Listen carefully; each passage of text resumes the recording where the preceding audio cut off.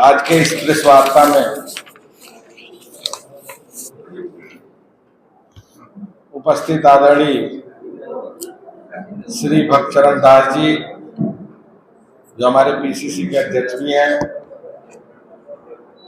विधानसभा में नेता कांग्रेस के आदरणीय रामचंद्र कदम जी, सलूजा जी, उपस्थित सभी सम्मानित प्रिंट मीडिया, इलेक्ट्रॉनिक मीडिया और कैमरा पर्सन मित्रों, साथियों,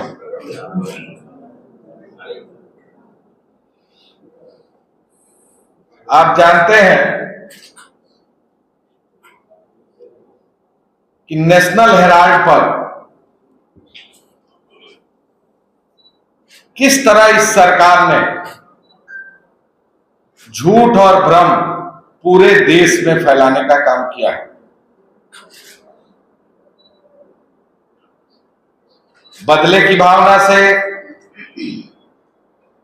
साजिशवश और केवल हमारे नेता आदरणीय राहुल गांधी जी, आदरणीय श्रीमती सोनिया गांधी जी के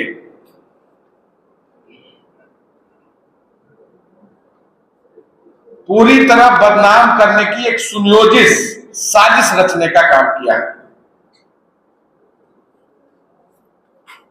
जिस यंग इंडिया मामले में यह सरकार लगातार आरोप लगा रही है और ईडी ने जो चार्जशीट पेश की है,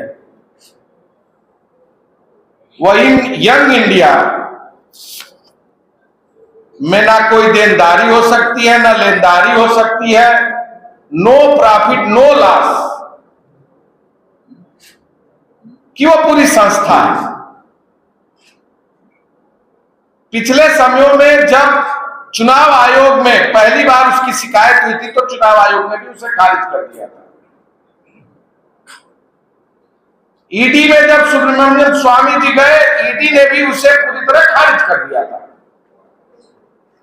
बाद में इस सरकार ने जो ईडी के डायरेक्टर थे, उन्हें बर्खास्त कर दिया और पुनः अपने चहेते व्यक्ति को ईडी पर बैठाकर अनावश्यक रूप से केवल छवि बिगाड़ने के लिए उनके ऊपर मुकदमा दर्ज किया। आदरणीय राहुल गांधी जी को, आदरणीय सोनिया गांधी जी को ईडी ने जब जब बुलाया, वह उनके समक्ष गए और अपने पूरे साक्ष्य को उनके सामने रखने का काम किया। जिस मामले में उन्होंने चार्जशीट दायर की है, वह मामला पूरी तरह बेबुनियाद, गलत, भ्रामक और केवल उनकी छवि को बिगाड़ने की कोशिश इस सरकार द्वारा की जा रही है। संविधान पर हमला हो रहा है। किस तरह ईडी, सीबीआई का दुरुपयोग हो रहा है विपक्षी नेताओं पर।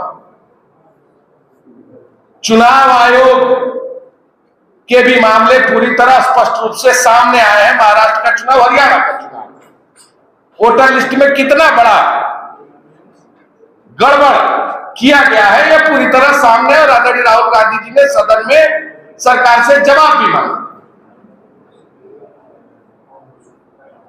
ये राहुल जी पर आक्रमण क्यों हो रहा है? आदरणीय सोनिया गांधी जी पर, कांग्रेस पार्टी पर आक्रमण क्यों हो रहा है? यह सिर्फ इसलिए कि निरंतर आदरणीय राहुल गांधी जी जातिगत जनगणना की बात कर रहे हैं, सामाजिक न्याय की बात कर रहे हैं। मैं कुछ उदाहरण आपके समक्ष रखना चाहूंगा। इस उड़ीसा राज्य में ओबीसी की जनसंख्या 54% है और रोजगार में आरक्षण मात्र 11.25% है, जबकि मंडल कमीशन के अनुसार 27% आरक्षण होने चाहिए। शिक्षा में 0%, SC ST की जनसंख्या 40% और रोजगार में आरक्षण मात्र 38.75%, और शिक्षा में 0, और तकनीकी शिक्षा में मात्र यह 20% आरक्षण दे रहे हैं। अगर आप देखेंगे तो जो ओबीसी का 27% आरक्षण होना चाहिए, 1993 से लेकर 2007 तक ओबीसी का आरक्षण 27% इस प्रदेश में था।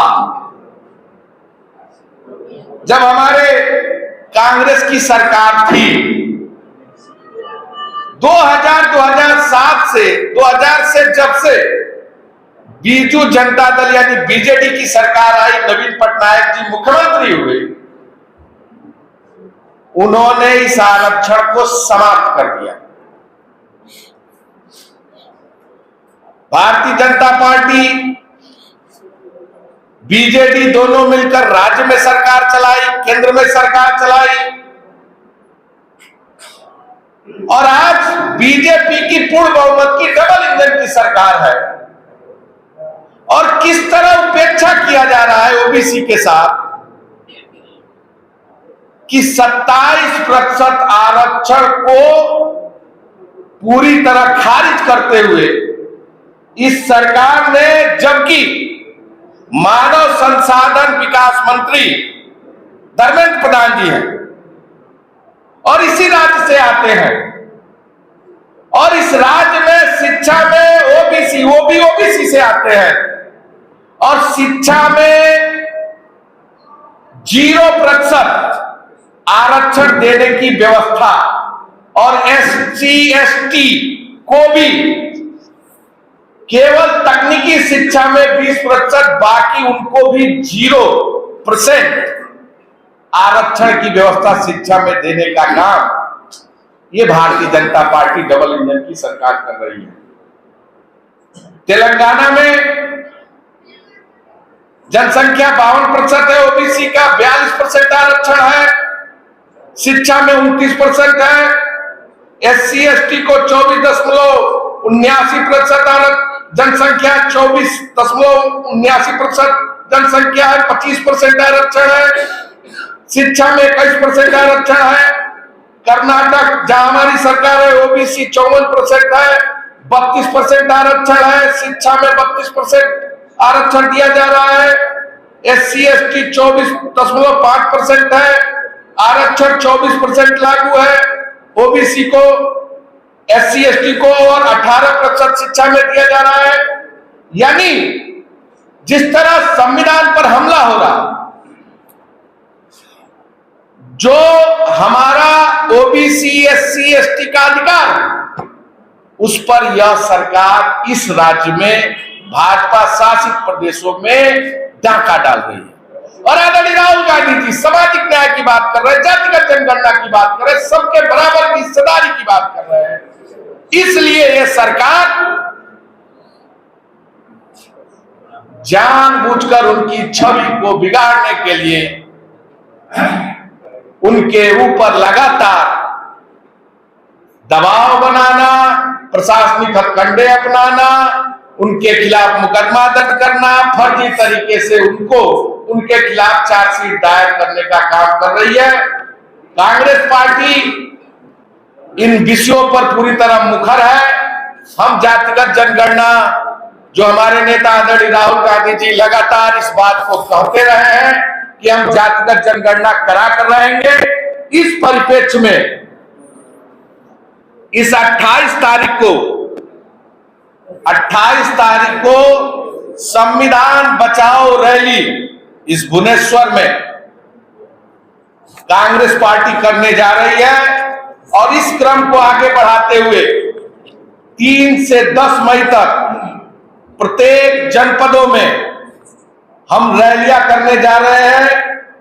विधानसभा स्तरीय 11 से 17 मई तक हम विधानसभाओं में सभाएं करने जा रहे हैं, रैलियां करने जा रहे हैं संविधान बचाओ, और 20 से 30 मई तक घर घर संपर्क अभियान चलाकर हम जनता को बताएंगे, उन तक पहुंचेंगे, उनसे चर्चा करेंगे, उनसे बातचीत करेंगे, डोर टू डोर कैंपेन करेंगे और बताएंगे ये सरकार संविधान विरोधी है, आरक्षण विरोधी है, SC ST OBC के अधिकारों पर डाका डाल रही है। आदरणीय राहुल गांधी जी जातिगत जनगणना की बात कर रहे हैं, सामाजिक न्याय की बात कर रहे हैं, SC ST OBC के अधिकारों की बात कर रहे हैं। इसलिए उनकी छवि को बिगाड़ने के लिए भारतीय जनता पार्टी लगातार अपनी पूरी सुनियोजित तरीके से उनके खिलाफ दुष्प्रचार, उनके खिलाफ कार्रवाई करने का काम कर रही है।